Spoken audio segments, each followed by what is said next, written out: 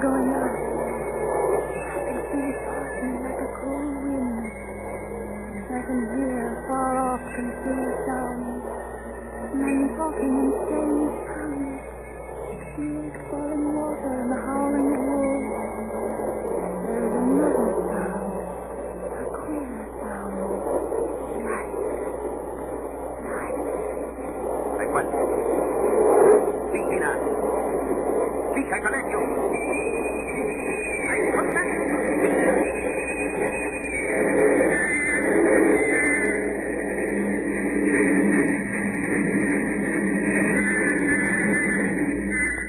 Right in, Garrett. Store Captain Serena Katrina. A man come aboard with an order an hour before sunup to receive a box for a party by the name of Dracula. Not his peppers, a rate. Emmanuel Hiddlesheim, his name was. Mr. Hiddlesheim? Yes. You unloaded the box yesterday. I gave to Kyloff by order. Kyloff. Mr. Kyloff? Kyloff. This morning they find him dead inside the churchyard of St. Peter. They find him dead with his throat torn open. October 30th evening, there are 2 ways in which Dracula can get back to his own place.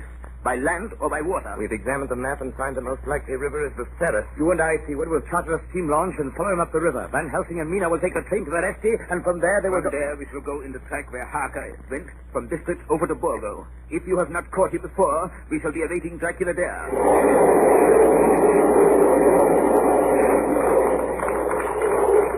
October 31st. We arrived at Veresti at noon, then Helsing and I.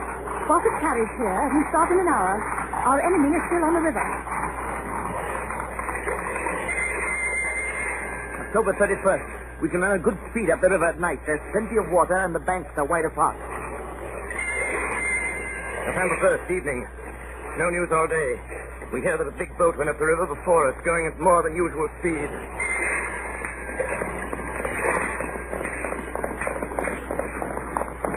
November 4th. All day driving. The country gets wilder as we go. By morning we shall reach the Borgo Pass.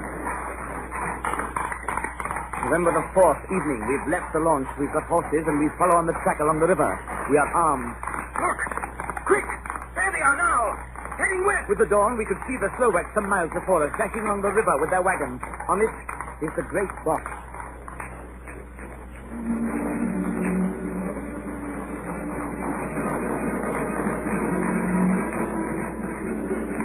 Late in the afternoon, we reached the Borgo Pass. Van Helsing! Look! Look! We could see a long ray all around us. Far off, beyond the white waste of snow, was the river like a black ribbon curling. Between us and the river, not afar off, came a group of men, mounted Slovaks hurrying along. In the midst of them was a wagon which swept from side to side. On the wagon was a great box. Look! We see 2 horses, following fast, coming up from the south. Stewart and Harker, the Slovaks with their heavy wagon, are losing their ground. Now the horsemen are not more than a mile behind. Now the wagon is quite close to us. You can see the gray box swaying gracefully. Now they are almost upon us.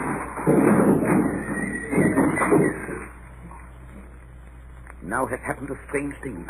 The wagon smashed into a great rock bed in the snow, lost its front wheels, and turned over on its side, jammed against the stone. The horses tore loose from their places and bolted, and the Slovaks scatter and vanish after them. Then silence. Silence like comes after ringing a bell. Look! His face! It is Dracula, sprawled out stiff and twisted in the smear of his own holy earth. The box, in falling, has emptied the dirt onto the snow. His face is old-looking. The skin is like paper.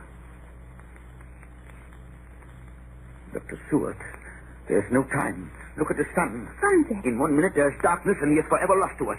Have you the stake of wood and the hammer? Yes. Now, Stewart, pray for us. Kneel down and pray. Harker, the stake of wood over his heart. Be not afraid, Harker. Do not look into his eyes. The hammer. Now, Harker, strike. Strike!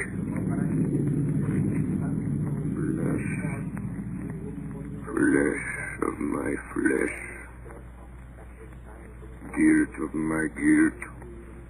Death of my death. Speak and be manifest in the instant. of your master's peril.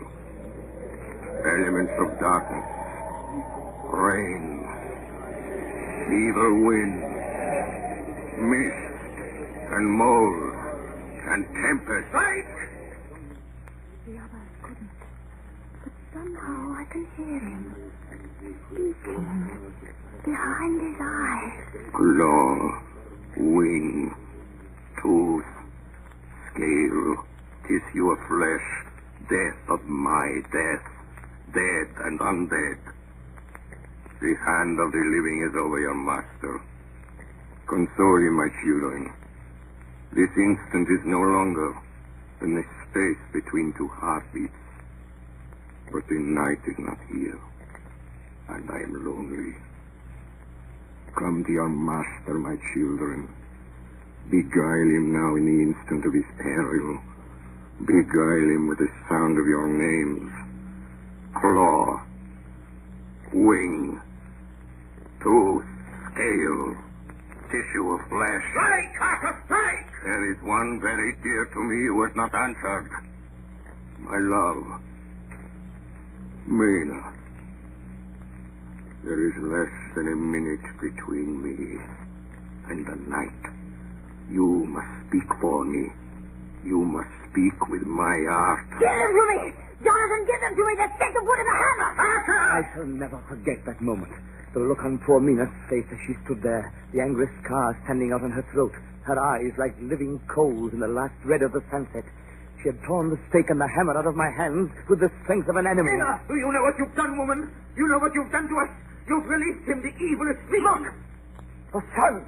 As we looked down at Dracula, the eyes saw the sinking sun, and the hate in them turned to triumph.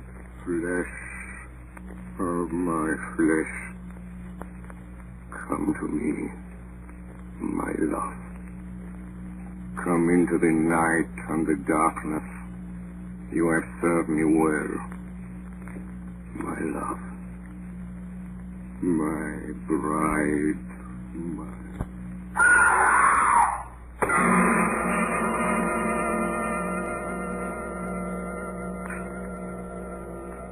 Ladies and gentlemen,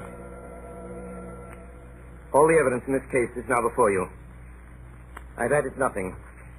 And to the best of my knowledge, I've omitted nothing that might help to throw light on the extraordinary events of the year 1891, which culminated on that terrible evening in the Borgo Pass. There remains only this one last report. When Mina Harker seized the stake and hammer from her husband, I believe she was under some form of hypnosis. She herself remembers nothing. But whatever influence was at work on her, she must, at the last moment, have rejected it.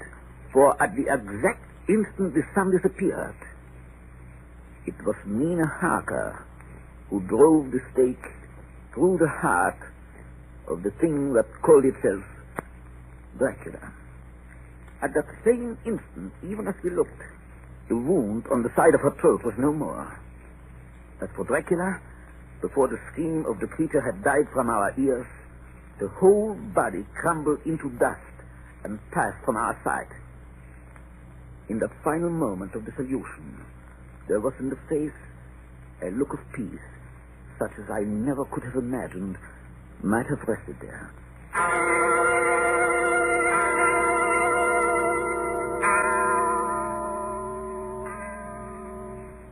Tonight's production of Dracula by Orson Welles and the Mercury Theater was the first of 9 CBS broadcasts in which this brilliant group will bring to life a series of great narratives, all presented in the immediacy of the first-person singular.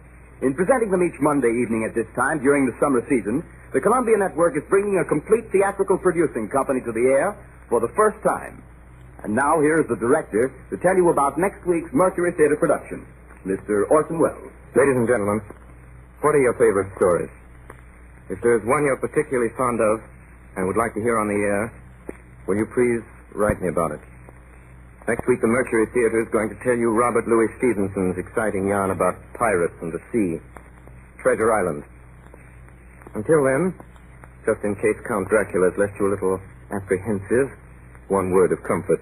When you go to bed tonight, don't worry. Put out the lights and go to sleep. right, you can rest peacefully. That's just a sound effect. There. Over there in the shadow, see?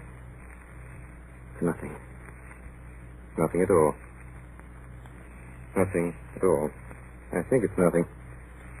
But always remember, ladies and gentlemen, there are wolves.